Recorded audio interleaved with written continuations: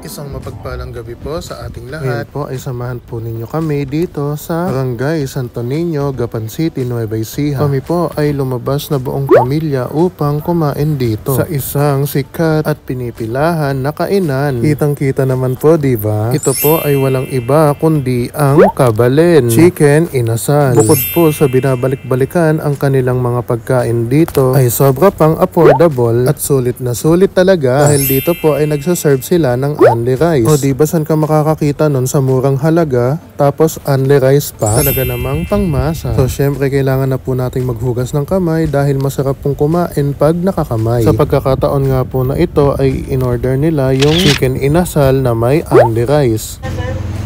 Yung mga crew din po dito ay sobrang babait at maasikaso. Kaya pinili namin na kumain talaga dito. Ayun po yung kanilang menu. Pakivisit na lang po yung kanilang FB page para makita natin ang mga presyo. Yan lang po kasi that time yung nakuhanan ko ng video. So after po naming umorder ay kanya-kanya na po kaming upo sa lamesang ito. Diba ayan sa gilid lang siya ng kalsada kaya preskong presko talaga. At makikita natin na sobrang dami talaga ng tao. Kaya po ang ibig sabihin lang po niyan ay hindi masarap ditong kumain, kundi napakasarap. Kaya yan po makikita natin na sobrang busy talaga doon sa loob. Talagang hindi sila makaugaga at gulong talaga. Habang hinihintay po namin yung aming order, nandito po at nagkukulitan muna. Kasama po namin ang Iming Works family. Tingnan niyo sila ate, VCR. Medyo madami nga rin po pala ang aming in-order kaya medyo matatagalan sila. Habang naghihintay nga po kami ay padating ng padating ang ibang mga tao para umorder din at kumain dito. At heto na nga po ang aming in-order na sandamakmak na chicken inasal with only rice. O diba parang sa school lang, get one and pass. So medyo binitin pa kami dahil kulang pa ng dalawang order. So ano pa nga po ba ang ating hinihintay? Umpisahan na ang laban. Pagkahugas nga po ng kamay ay dali-dali na silang kumain. Medyo i-montage shoot nga po pala muna natin ito.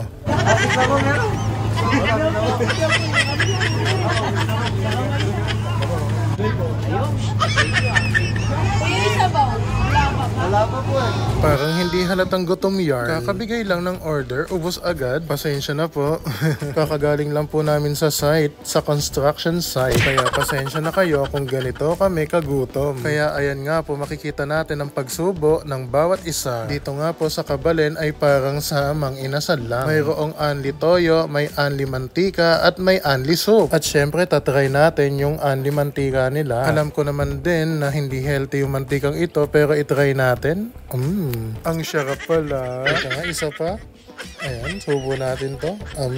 Tingnan nyo parang ayaw pang mapigtas. Yan na po yung only subo. Ito po yung time na hindi ka na maawat sa pagsubo ng kanin. At syempre dahil nga only rice yan ay umorder na ulit sila ng kanin na paghahati-hatian muli. Ayan si mami nakisabay din. Pa-only rice na din. Habang kumakain nga po kami ay napansin kong may mga dumating na naman. Kaya ayan sila sa loob, nagkagulo na naman.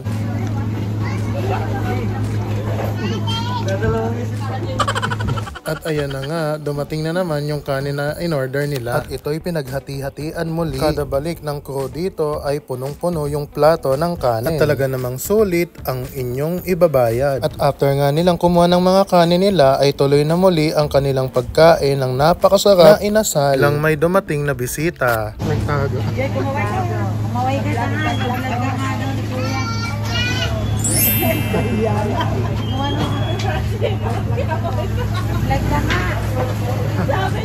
Guys, ito nga po pala yung wonderful soup. Isa yan guys sa babalikan ninyo dito for sure. Medyo nahulilan talaga yung pag-serve nila dahil sobrang daming customer dito kanina. After nga po pala namin kumain ay tayo'y uuwi na. Tignan nyo yan sila, hindi makalakad sa sobrang busog.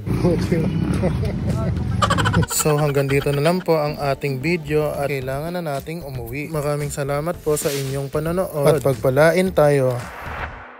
The end.